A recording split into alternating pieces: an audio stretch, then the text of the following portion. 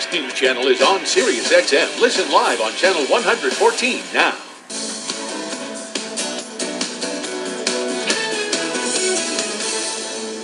You're not going to believe this, but Democrats reverting to nasty name-calling in a New York House race that could potentially pit Republican Lee Zeldin against six-term Democratic Congressman Tim Bishop. The Democratic Congressional Committee posted this comment on its website about Zeldin. Get this. By the way, did I mention he served in Iraq? Lee Zeldin is either woefully uninformed, willfully ignorant, or a coward. Zeldin feigns ignorance on every important issue and repeatedly refused to take a stand against his party's reckless budget, meaning Paul Ryan's budget. And the insults don't end there. They also posted this picture showing Zeldin as the cowardly lion from The Wizard of Oz. So what kind of shameless stunt is this? Guess who's here? Lee Zeldin, Army veteran, New York State Senator. Here's to weigh in to tell us to respond. Your reaction to be called a coward? Well, you have some liberal Democrat hack who's hiding behind his Twitter account, stuffed his face with cheese doodles, sending out press releases on DCCC letterhead, shameful attacks. And the fact is, Nancy Pelosi, Steve Israel, Tim Bishop, they've never served a day. And I think when I was, sitting at the door on that Black Hawk and the jump master hits the back of your head and you do what's so unnatural, jumping out with your parachute, here you are, fast forward to today, and you have these Democratic hacks out of Washington who want to change the subject and fling insults saying that I'm a coward. It just doesn't fit. Your reaction is to put some pictures of yourself actually serving. Do they even understand that that's your background? I mean, they did something very similar to Congressman Cotton down south, too.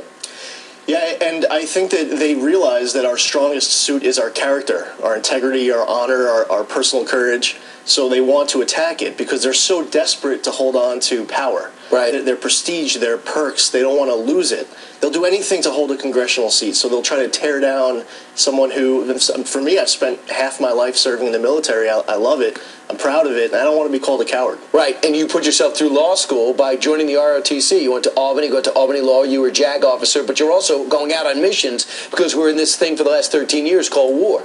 Right, so I was with the 82nd Airborne Division. I still serve as a major in the Army Reserves. 2006, deployed to Iraq. I was based in Tikrit with the 82nd Airborne Division, with an infantry battalion. I was proud to serve with my heroes, people to your left and right, who were willing to lay down everything in protection of our Constitution, our freedoms, and our liberties. Honored to serve. And I certainly don't want to be mischaracterized of who I am and what I'm about. And Tim Bishop's area, which he's held for 6 terms now, so he's had that. It's pretty much Suffolk County on Long Island, and it includes the Hamptons, a lot of prestigious places. But your main theme is, hey, if you're a family of 4 and you're making about $80,000, you are not making it in this area. Oh, it's between the taxes, the property taxes, the income taxes, the energy costs, the health care costs, it all adds up. It's very difficult to get by. And if for all the issues that are facing us as a community and a nation, we need courage of people in office who are willing to put forth plans to, say, balance our nation's budget. So the Democrats, they refuse to put out a plan. Instead, they just want to campaign against Paul Ryan's plan. They want to campaign against it, and they want to scare seniors. They want to throw low-income Americans on the street. It's scary what they're saying. And real quick, do you back Paul Ryan's plan?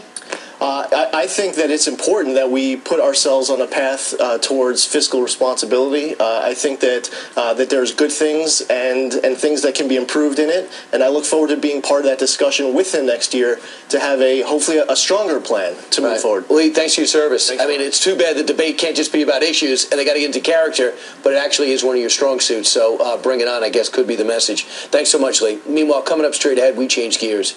New mothers usually get a few months off